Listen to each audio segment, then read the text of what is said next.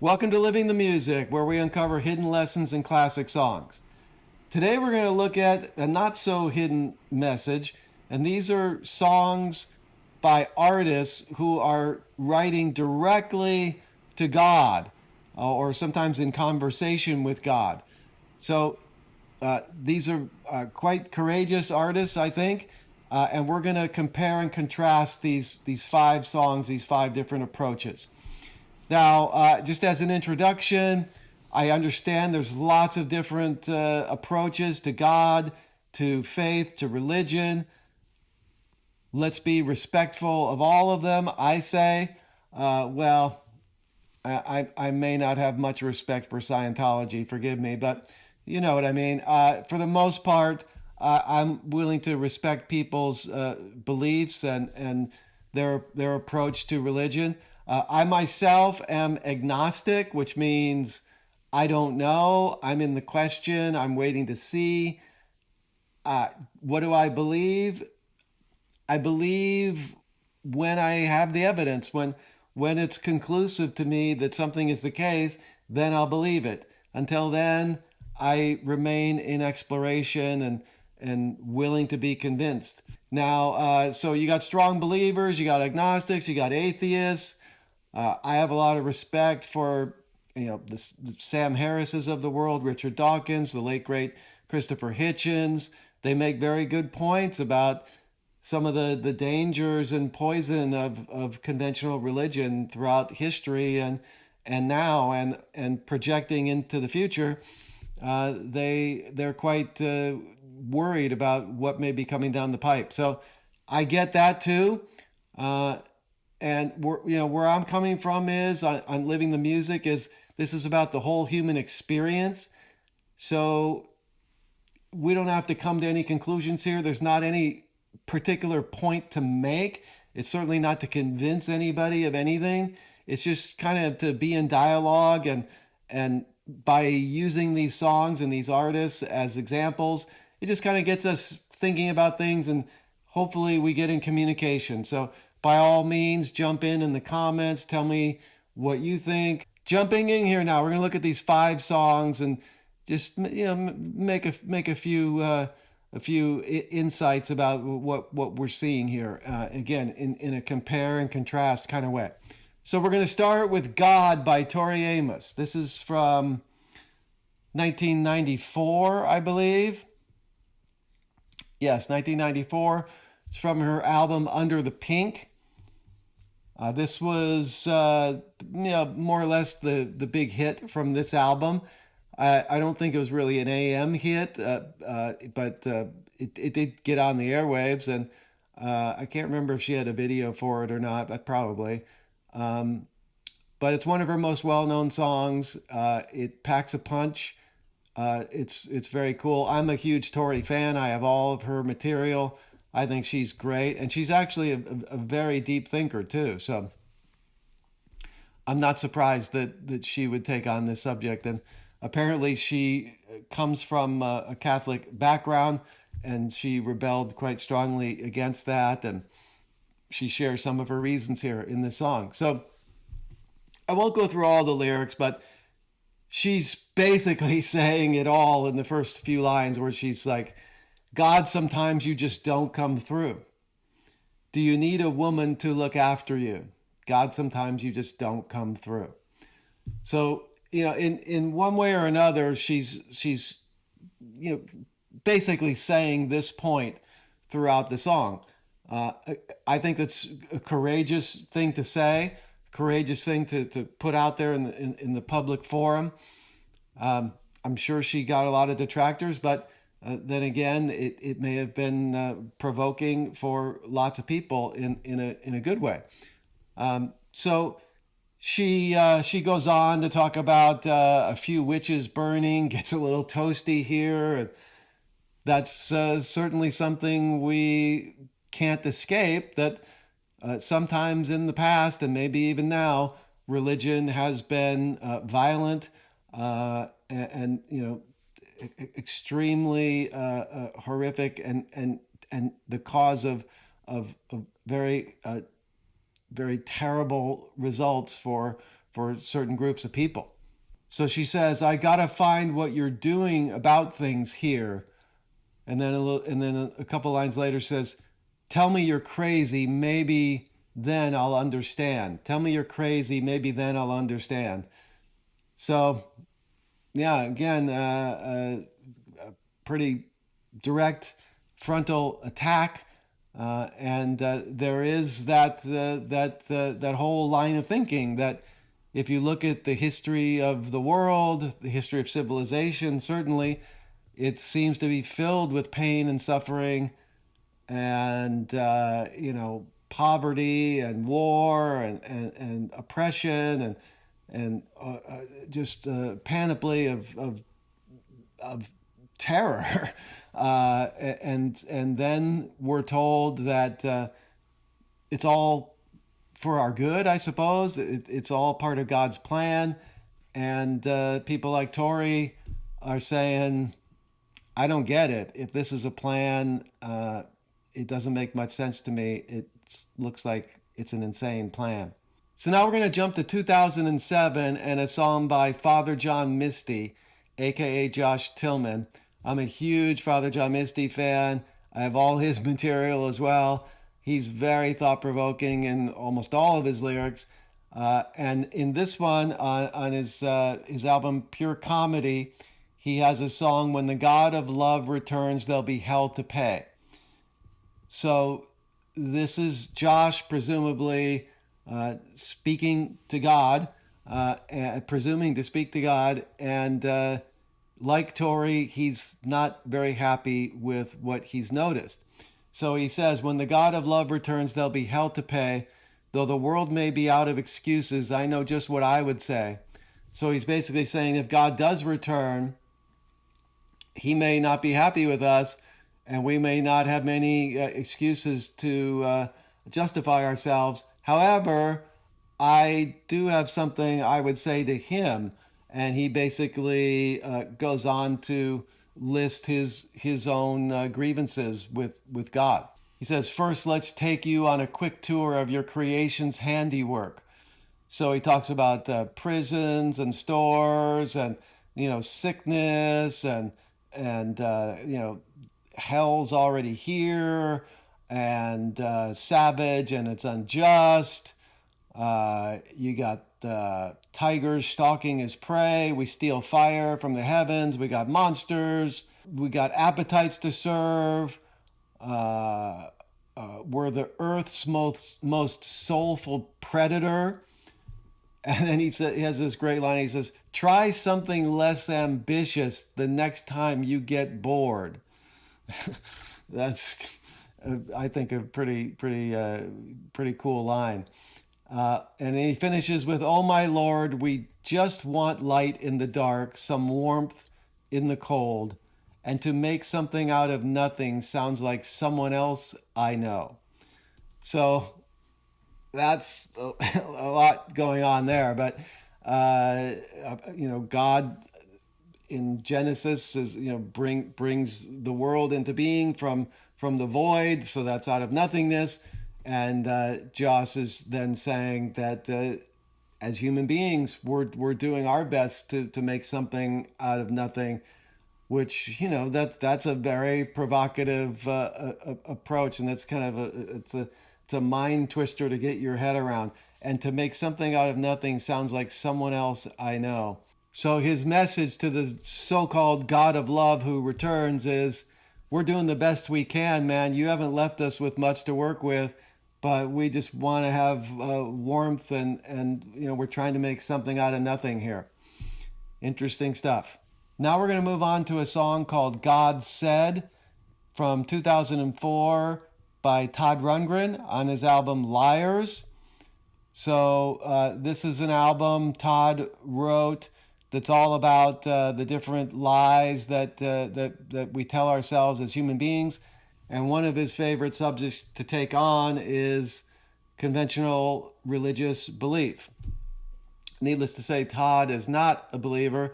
So in this song, he says, nearly everyone I know claims to have heard your voice. And every time they do, I know I should rejoice because one day I'm sure you'll break your silence and speak just to me. So he's talking about how sometimes very religious people they want this special relationship with God, this personal experience of God, they want to believe the idea that God's thinking about them and caring about them in particular. And in the chorus, Todd plays the part of God, and God says, "I don't dwell upon you. I dwell on something else. I am not really here, so get over yourself." Okay, so that's an interesting way to put it. I don't dwell upon you. If there were a God, he's saying he's not thinking of individual human beings and their moment to moment fates. He's got other, far more profound things to occupy his time. But then again, he says, "I'm not really even here, so get over yourself." So this is all about, like, we take ourselves too seriously. We make ourselves too self-important, and this is a lie that we tell ourselves, and according to Todd, it's detrimental to us and our relationships and the world itself. And he says later, again, speaking for God, "There's no anger in me. You must mean someone else. Because it's not me that you see. You're looking at yourself. And I won't give you a prize instead of someone else. Because I don't play favorites, so get over yourself." So that's pretty cool, I think. And having grown up Catholic myself, and we all, or many of us, play the game of Christmas and gifts and all that, and Santa Claus, and it's easy to get in the spirit of God bestowing gifts upon us, and we sometimes pray to God to help us, but Todd's saying, think about that, because if you're asking for help, then he's doing you a favor, and maybe someone else gets the short end of the stick because God's helping you, and he's saying God's not going to do that. God doesn't play favorites. So get over yourself. Then he says, "Is it my fear? Is it my pride? Is it my vanity? Should your name just be denied to save my sanity? What is the price I need to pay to have what others seem to grasp so easily? Pity your servant, your slave, who'll kiss your feet to be saved. Save me, save me, save me." And then God says, "You are not serving me, you're serving something else. Because I don't need to be pleased. Just get over yourself. You can't suck up to me. I know you all too well. I don't dwell upon you, so get over yourself. You're not praying to me, you're praying to yourself. You're not worshiping me, you're worshiping yourself. And you will kill in my name and heaven knows what else when you can't prove I exist, so get over yourself." So this is some powerful stuff here going on. I mean, this is a full frontal attack, at least on fundamentalist thinking of faith and religion, and I think the words speak for themselves, and more power to Todd for having the courage to say it. Okay, let's go to "Dear God" by XTC. Interestingly, Todd was the producer of this album, Skylarking. This comes from the album Skylarking. I guess "Dear God" was initially left off the album for whatever reason, but eventually they ended up putting it back on. Anyway, it was certainly done in the Skylarking sessions, and I think now if you get the album, you're going to get "Dear God" as well. It's written by Andy Partridge, the main vocalist of XTC. And this is another one of those direct messages to God. This became probably their most famous song overall. Certainly huge in college radio back in 1986 when it came out. So he's like, "Dear God, I hope you get the letter, and I pray you can make it better down here. I don't mean a big reduction in the price of beer, but all the people that you made in your image, see them starving on their feet because they don't get enough to eat from God. I don't believe in you." Dear God, sorry to disturb you, but I feel that I should be heard loud and clear. We all need a big reduction in amount of tears. And all the people that you made in your image, see them fighting in the street because they can't make opinions meet about God. I can't believe in you. Did you make disease and the diamond blue? Did you make mankind after we made you and the devil too? So he's not a fan of God as we've concocted him. He thinks the whole thing's a sham. Doesn't buy it. He doesn't go for it. He's got some anger about it. He gets more angry as he goes on. He says, I won't believe in heaven and hell, no saints, no sinners, no devil as well, no pearly gates, no thorny crown, you always letting us humans down. The wars you bring, the babes you drown, those lost at sea and never found. It's the same the whole world round. The hurt I see helps to compound. The Father, Son, the Holy Ghost is just somebody's unholy hoax. If you're up there, you'll perceive that my heart's here upon my sleeve. If there's only one thing I don't believe in, it's you, dear God. Whoa, yeah. So he's again very critical. It's juxtaposing this whole idea, like God says, or our notion of God says, um, I'm providing a good world, a very good world. I'm I'm I'm here to take care of you. This is about love and mercy and but then Andy Partridge is saying, yeah, what about all the disease? What about all the suffering? What about all the destruction? Did you create that too? I don't buy it, man. I don't believe it. So yeah, this is like the ultimate atheist anthem. Of course, some people will criticize it, like, well, but he's saying God doesn't exist, but then he's writing a letter to God. What an idiot! Well, as Andy has said, that's the conceit of the song. That's the artistic conceit. That you just got to kind of go along for that ride to get his point. And finally, now we're going to come to Randy Newman, 1972, from his Sail Away album, and his song "God's Song." Now, any of us who knows Randy knows that this guy's highly intelligent, and he's also rather unafraid to say whatever the hell he wants to say. This is the guy who's written a whole album called Redneck. So, yeah, he's not pulling any punches by any means. And so he starts off with Cain slew Abel, Seth knew not why. For if the children of Israel were supposed to multiply, why must any of the children die? So he asked the Lord, and the Lord said, Man means nothing.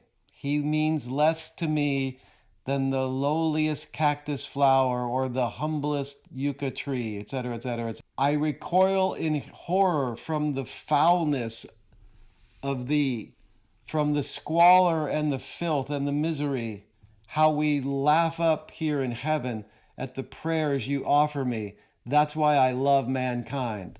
Whoa, extremely powerful. He just gut punch right into the heart of the idea of God as like saving us in some way. Christians and the Jews were having a jamboree. The Buddhists and the Hindu joined on satellite TV, picked their four greatest priests, and they began to speak.